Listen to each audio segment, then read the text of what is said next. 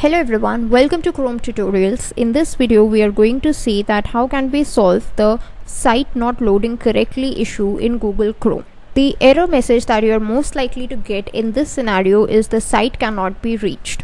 So the steps to fix this issue are very simple. First of all, you need to make sure that you are connected to a valid internet connection.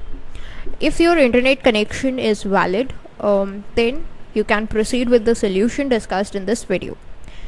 Furthermore, even if your internet connection is valid, make sure that other sites are accessible, because sometimes the problem is not with your browser but the problem is with the server from that particular site. So make sure all the other sites are accessible. If they are accessible, then also you do not need to do anything discussed in this video because your browser is good, there is no issue from your end.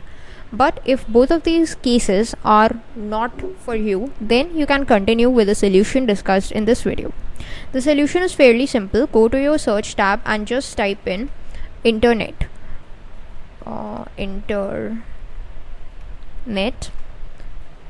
options. So this options, internet options would be there. It is a part of the control panel. Let's just click on that. This will open up this kind of a dialog box for internet properties. So whether it is internet properties or internet options, the names are synonyms to one another. You can just type in anything. Then once this dialog box is there, go to the connections.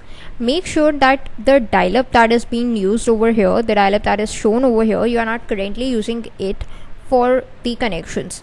My case, Vodafone is being shown, but I'm not using it for internet access. I'm using a different network. Then go to this LAN settings, button. Make sure this proxy server is unchecked, like this option.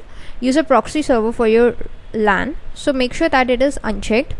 Click on OK, again click on OK, and then restart your computer. Not the Chrome browser but your whole computer is what you need to restart. Once you have done that, then your issue will be solved and you will be good to go. That's all for this video. Thanks for watching.